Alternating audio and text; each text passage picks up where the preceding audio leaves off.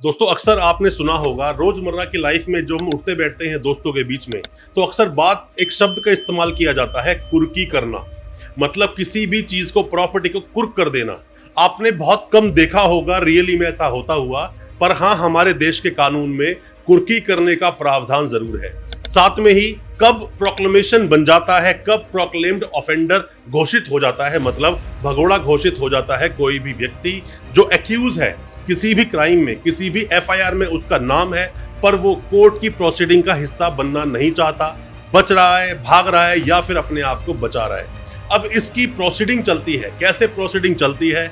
Warrant कब होता है, समन कब आता है, वारंट ट्रायल हम किसे बोलते हैं, या फिर अगर किसी को प्रोक्लेम्ड अगर घोषित कर दिया गया तो क्या उसके बाद बेल होती है, और अगर किसी को भगोड़ा घोषित कर दिया उसके बाद पुलिस ने अरेस्ट कर लिया, अरेस्ट करने के बाद जेल भेज दिया, अब जेल जाने के बाद उसकी बेल कब तक होगी?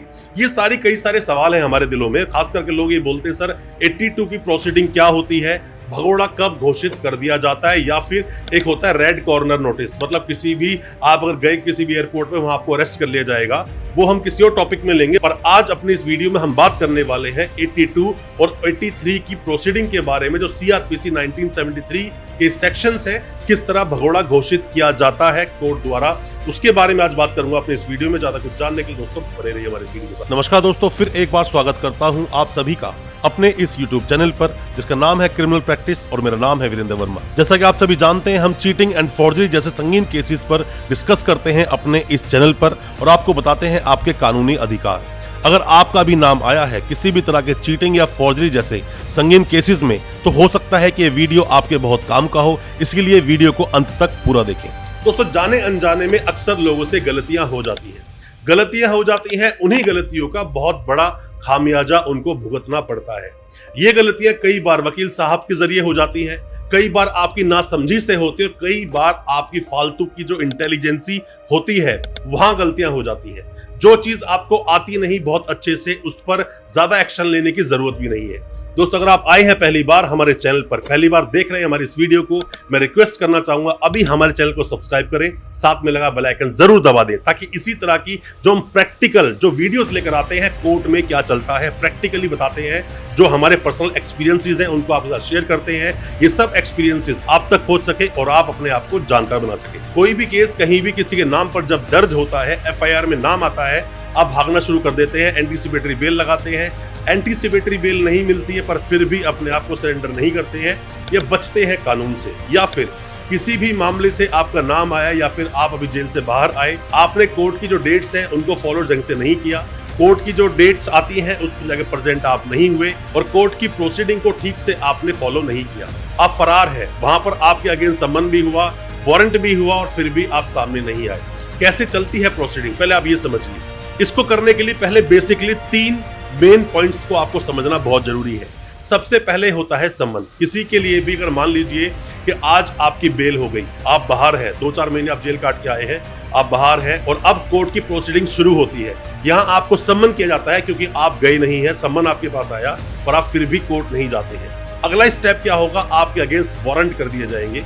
वारंट कर दिए जाएंगे, पुलिस आपको पकड़ने के लिए आएगी, आपके घर पे आएगी, आस पड़ोस आएगी, पूछताछ करेगी, पर आप नहीं मिलेंगे। पुलिस जाएगी वापस, अपनी एक रिपोर्ट लगाएगी। एसएचओ साहब उसी रिपोर्ट को अपने आईओ साहब के जरिए उस रिपोर्ट को पेश करवाते हैं, और बोलते हैं कि ये आदमी भगोड़ा हो चुका है, भाग चुका है, या फिर किसी भी तरह से कानून की जो प्रोसीडिंग्स है उनसे बच रहा है, पर ये सामने नहीं आ रहा है। तो उस पर जज साहब क्या करते हैं? उस व्यक्ति के अगेंस्ट में 82 जारी कर देते हैं। मतलब सीआरपीसी का सेक्शन 82 1973 में जो हमारा कोड ऑफ क्रिमिनल प्रोसीजर बोलता है, उसके तहत क्या होता है, किसी के अगेंस्ट भी एक प्रोक्लेम एक इशू कर दिया जाता है कि उसके अगेंस्ट है, और इसकी तामील की जाती है। होता क्या है, जाते हैं पुलिस वाले, जाने के बाद में उसी के घर के सामने जाकर चस्पा कर देते हैं। चस्पा मतलब क्या?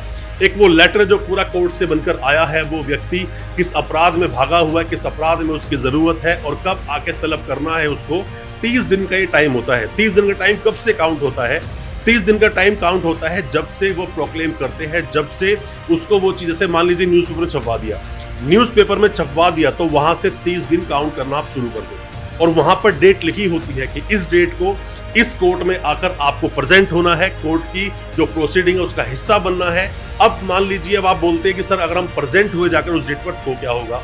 यहाँ पर दो चीजें होंगी। अब दोस्तों यहाँ सवाल आता है, अक्सर हमसे लोग बोलते हैं सर 82 तो हो गया, अब उसके बाद हम लोग क्या करें, प्रॉब्लम में है, एंटीसिपेटरी बेल लेनी है या फिर हम क्या करें, आपको करना क्या चाहिए। सबसे पहला ऑप्शन तो यही है कि आप जाके सरेंडर कर दो। आप सरेंडर कर दोगे, पुलिस अरेस्ट करेगी, रेगुलर बेल के लिए आप जाओगे। दूसरा ऑप्शन आता है एंटीसिपेटरी बेल लगाओ। अगर आपने सेशंस कोर्ट में अभी तक बेल लगाई थी तो हाई कोर्ट जाइए, हाई कोर्ट तक ही आप गए थे, सुप्रीम कोर्ट जाइए, एंटीसिपेटरी बेल लगाइए, अपनी बात को बहुत अच्छे से प्रेजेंट कीजिए, आपको एंटीसिपेटरी बेल बिल्कुल मिल सकती है, क्योंकि 30 डेज का जो टाइम अभी मिला है उसमें आप जा सकते हो। और साथ में ही एक और ऑप्शन मैं आपको देता हूं, या फिर आप क्या कर सकते हैं, जो 82 आपके अगेंस्ट हुआ है उसको ही चैलेंज आप कर दो। सुप्रीम कोर्ट में जाइए, चैलेंज कर दीजिए उसी चीज को, जिस भी कोर्ट से आपके अगेंस्ट हुआ है उसके हायर कोर्ट में जाके आप इसको चैलेंज कर सकते हो। जाके बोलिए कि मेरे अगेंस्ट जो ये 82 की प्रोसीडिंग की गई है वो गलत है। क्योंकि गलत करने के लिए दो चीजें आपके पास होनी चाहिए। पहला तो वैलिडिटी चेक करेंगे उसकी कि वैलिड कब से कब तक है, या किस डेट को था, किस डेट को अनाउंस किया गया। और दूसरा आपके पास है लीगलिटी, किस तरह से लीगलिटी में उसको आप जाके आप चैलेंज कर पाते हैं कोर्ट में जाकर। ये दो तरीके आपके पास है। पर दोस्तों 82 की प्रोसीडिंग होती ही तब है जब आप लोग किसी केस से भगोड़े हो रहे होते हैं, भाग रहे होते हैं, कोर्ट की प्रोसीडिंग को आप किसी भी तरह से ज्वाइन करना नहीं चाहते, और आप जानते हैं कि अगर मैं ज्वाइन करने की कोशिश करूंगा, कोर्ट जाऊंगा तो पुलिस मुझे अरेस्ट कर लेगी, और हर व्यक्ति अपनी उस अरेस्ट से बचता है। और वैसे भी आपको आजादी का अधिकार है, जो हमारा राइट टू लिबर्टी, जो हमारा आर्टिकल 21 बोलता है। पर दोस्तों किसी भी तरह से आपका नाम किसी भी आता है अपराध में, तो वहां पर एंटीसिपेटरी आप बेल ले सकते हैं, आपका अधिकार बनता है। एंटीसिपेटरी बेल अगर आप अप्लाई कर रहे हैं, सेशन कोर्ट तक कई लोग रुक जाते हैं, हाई कोर्ट तक जाइए। हाई कोर्ट तक आप गए हैं, बेल नहीं हुई, सुप्रीम कोर्ट आप जरूर जाइए। अगर फिर भी बेल ना मिले और लगता है सुप्रीम कोर्ट को भी कि आपको बेल नहीं मिलेगी, तो ही आप जाके सरेंडर कीजिए। पर मैं एक बात आपको और इस साथ में बता देता हूं इसके, कि अगर 82 की पूरी प्रोसीडिंग हो गई, 83 की प्रोसीडिंग भी हो गई, जिसमें कुर्क करना बोलते हैं। और दोस्तों जो कुर्क की प्रोसीडिंग होती है, कुर्क की प्रोसीडिंग, कुर्की करने की प्रोसीडिंग ऐसे ही शुरू नहीं हो जाती। जो सीआरपीसी के सेक्शंस आप पढ़ोगे, 82, 83, 84, 85 एंड 86, यहां तक आप पढ़ोगे, सब कुछ मेंशन है कुर्की कब होगी, कैसे आप कुर्की की जो प्रॉपर्टी है उसको बचा पाएंगे। दोस्तों कुर्की जो होती है, कुर्की किस तरह से होती है, कुर्की का मतलब ये होता है कोई भी आपकी जो संपत्ति है, जो प्रॉपर्टी है, उसको सरकार अपने कब्जे में ले लेती है और आपको फिर वक्त दिया जाता है, कुछ एक तय समय सीमा होती है उसके लिए। पर 82 में अगर आपके अगेंस्ट 82 हो गया, 30 डेज का टाइम भी ओवर हो गया, 83 की प्रोसीडिंग चल रही है, फिर भी आप कोर्ट नहीं जा रहे, एंटीसिपेटरी बेल लेना बहुत मुश्किल हो जाएगा आपके लिए। तो 82 अगर हो रहा है तो 30 डेज का आप टाइम काउंट करें, उससे पहले एंटीसिपेटरी बेल लेने की कोशिश करें, और फिर भी ना हो तो दूसरी रेमेडीज जो मैं आपको बता रहा हूं, उन रेमेडीज के साथ भी आप जा सकते हैं। दोस्तों पहले तो आप कोशिश यही करें कि 82 की प्रोसीडिंग जब शुरू हुई है तभी आप कोई ना कोई रेमेडी का इस्तेमाल कर लें, अपनी एंटीसिपेटरी बेल ले लें, सरेंडर हो जाएं, या फिर जो 82 की प्रोसीडिंग हुई है उसको आप चैलेंज कर दें। अगर आप ऐसा तीनों में से कुछ भी करते हैं, कहीं से भी रिलीफ मिलता है तो बहुत आसान हो जाएगा। पर मैं आपको बता दूं, एक बार प्रोक्लेम्ड अगर आप घोषित हो गए, पुलिस आपको पकड़ लेती है भगोड़े होने के उस पीरियड में, और आपको पुलिस ने पकड़ लिया, और आप फिर उसके बाद जब भी बेल लगाएंगे तभी पुलिस यही क्वेश्चन रेज करती है, यही ऑब्जेक्शन रेज करती है कि भगोड़ा था, हम पकड़ कर लाए हैं, छोड़ेंगे, फिर से भाग जाएगा।